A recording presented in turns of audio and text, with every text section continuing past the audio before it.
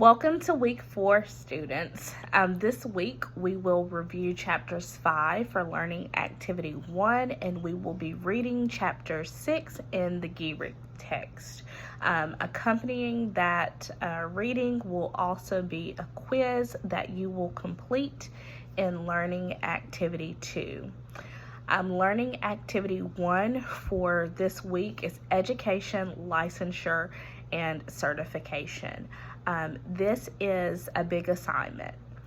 As a counseling trainee, you may be aware that after the diploma, after the degree, there's another step, right? There's the step towards the licensure process. Within that process, it is different from state to state. So depending on which state you are located, you may want to do some individual research to see the requirements that are to happen after the degree is attained.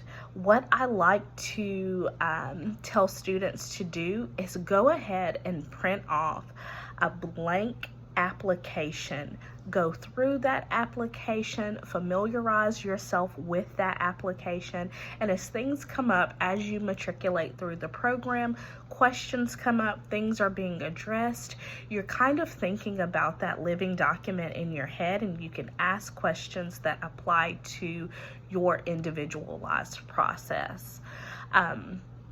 For learning activity 1, you will review chapter 5 and you will create an action plan based on your research into the laws of your state and what your individualized plan to obtain licensure may look like. And so for each item, I want you all to be sure to include a reasonable timeline, cost, and location if applicable. There is a formatted table.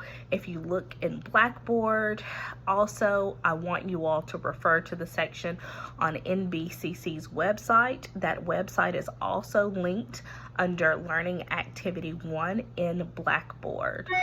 You will look at the individual requirements as it pertains to each state and attempt to go through that and fill that information out. At the completion of this assignment, you will write an action plan that includes the elements listed in Blackboard. For this, you will submit it by Sunday night at midnight, and you can earn up to 50 points for this assignment. For learning activity 2, we're talking about ethics and legal issues in clinical mental health counseling. And so the chapter that accompanies this text is chapter 6. We will review these things in class the next time that we meet. I also would like for you all to familiarize yourself with the ACA Code of Ethics and bring any questions that you may have to class on Tuesday.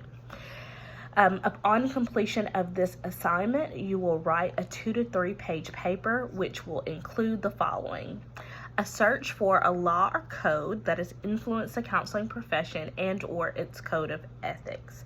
Consider including keywords such as laws in counseling, duty to warn, duty to protect, end-of-life decisions, abortions, mandated reporters, things of that nature.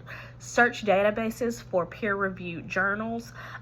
Even start with Concordia's library if you're having trouble finding references for this paper.